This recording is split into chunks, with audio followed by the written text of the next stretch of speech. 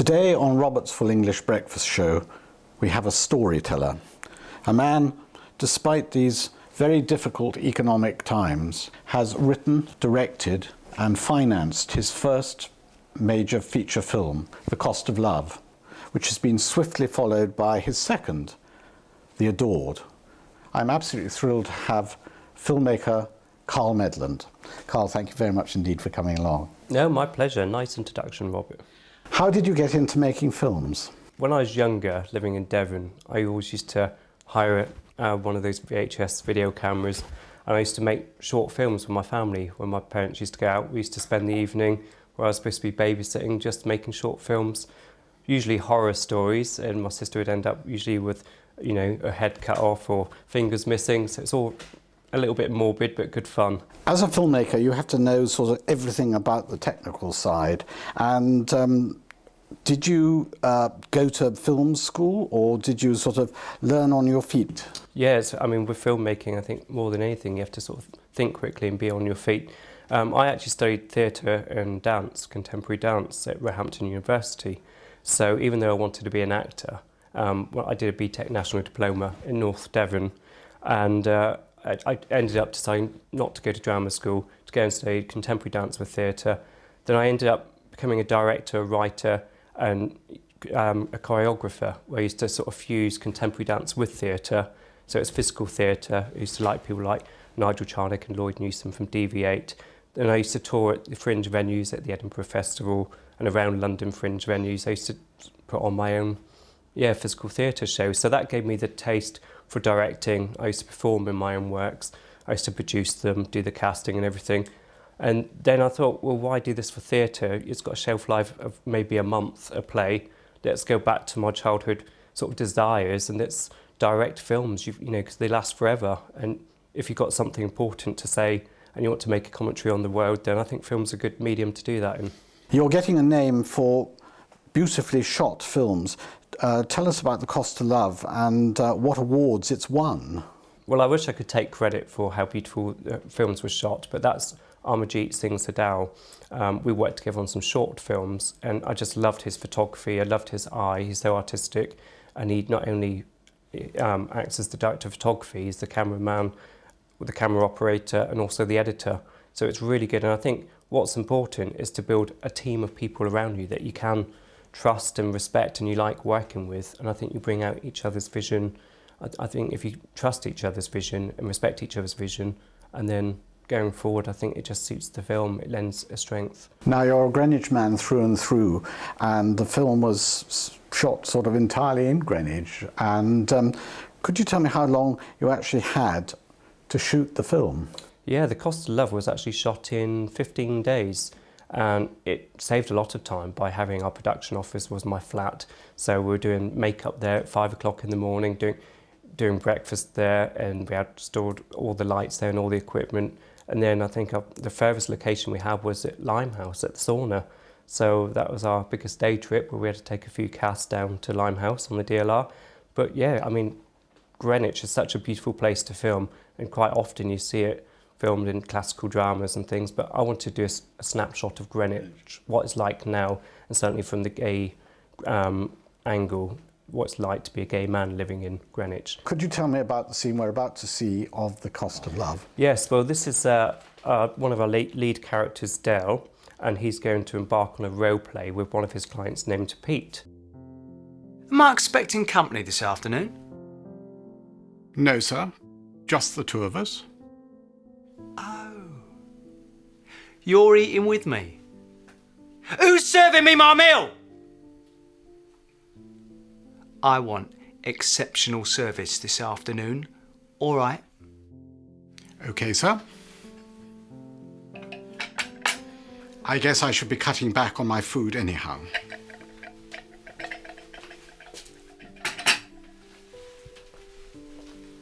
Sir, for your appetizer, you'll have salmon and lemon and dill sauce. For your main, you'll have lamb shank, rosemary mashed potatoes, honey glazed parsnips and baby sweet corn, lightly buttered and peppered, just the way you like it. Dessert? Why, your favourite, creme brulee with crushed raspberry compote. Would you like a glass of wine, sir? Yes, I would. A glass of your best dry white. OK, sir, I shall be right back. And wash your hands before you serve me. I don't want your filthy germs on my food! Well, did you recognise anything in there? Well, I'm sorry, it was a bit of an indulgence on my part, but it is my show, so I'm going to get away with it. Now, Carl, The Cost of Love and The Adored both had quite explicit sex scenes, same-sex scenes in it. Ingmar Bergman, the famous film director, once said he felt in an interview that acting is a better special career for women rather than for men. Did you find directing sex scenes, same-sex scenes, more difficult with men or with women? I don't feel that it was over explicit. I think both films actually, people think they've seen something explicit, but we did it in quite a tasteful manner where you think you've actually seen more than you have seen. Because I think people get carried away with the imagination, and we wanted the imagination to be key. You know, where you see the two boys, you think you've actually seen them make love, but actually they're fully dressed. So it's quite interesting how much you think that you have actually seen. But directing the boys and the girls, I think both of them were equally, you know, they have sensitivities. They want to protect certain parts of privacy, you know, protect one's body, because once it's on film, it's out there forever. So we're very, you know, I always talk to the actors about how they'd like to be filmed and how they'd like to be portrayed, but keeping the truth of the scene. Now The Adored, which is your second feature film, which has very recently come out, and I went to see it the other night, and it again is beautifully shot, beautifully shot. Can you tell us a bit about the story? One of my friends, Joan, who I work with, she lives in Snowdonia in Portmaddock. So we went up and we did a recce, and from the recce we spent a weekend there. We actually came up with the idea of the story. I mean, we had meetings before we went there, how we want a cabin with a couple in there, we want a voyeur looking into the cabin. But as soon as we got to Snowdonia, it was so beautiful. The concept, the synopsis of the story kind of wrote itself. We were just in awe of the beauty of the cliff tops, the caves, and we found an amazing house, and we managed to get a really good deal to film there. And then we went back, and Jodie, who did the screenplay, my younger brother, we gave him a 5-page synopsis, and then in a few days he just came up with a 90-page treatment, a script. So it's rather in the family, the Medland family. Yes. I don't know if well, he used to be one of my leading actors in my films when I was younger. Right. So that's nice that we're working together now on a more professional level. Now, Carl, could you tell me about the scene we're about to see from The Adored? I think from looking at the scene, you can tell there's mystery, intrigue, and I think this clip says a lot about the 4 different characters. Do you trust her?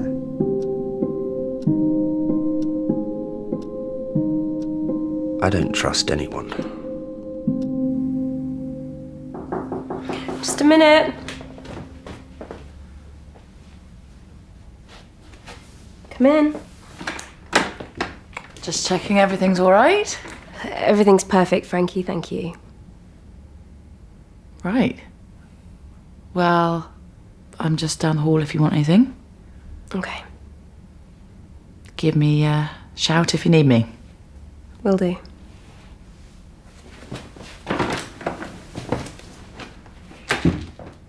So there you go again, the Carl Medland stamp. Filmmaking is all about the scripts, and what is so marvellous about you actually write your own material. Where do ideas come from? I've been living in Greenwich for 12 years now, and I think you've only got to look no further than go down to your local gay bar and look at the characters that are there. And I mean, there's so much colour and comedy within that area, but then we wanted to have a slightly dark side as well. We wanted to play on the shades of light and dark. And at the time when I was writing the script, there had been some homophobic attacks in Greenwich, and there'd even been a suspected gay murder. So I didn't want the film to shy away from these themes, because I think it's important as a gay viewer to have films that speak, you know, not at you, but, you know, enter dialogue with you, something you can relate to. I don't like films that shout at you and speak at you. I think that's a little patronising. But with this, I felt, you know, there are some very, you know, we're not there yet, even though it's got better, the gay movement over the last decade or the last 2 decades. You know, some people have still got a huge journey to go on. There's still ignorant people out there. There's still homophobia. And as much as Greenwich is a very gay-friendly place, there's 2 gay bars here. And what I want to do with the Cost of Love is to encompass everything that I've been experiencing and seeing around me, seeing the humorous characters, seeing the dark things that's happening in Greenwich. You know, because it's quite scary sometimes. You know. For the gay men that have been attacked, I mean, what happens next with them? They've got to carry this paranoia around with them every time they step outside the front door, and that's not a nice way to live your life. You didn't have to go very far to get your drag queen, did you? Well, I was very fortunate. One of my friends, Michael Joyce, he's a teacher. He was a teacher at a primary school, a very good teacher.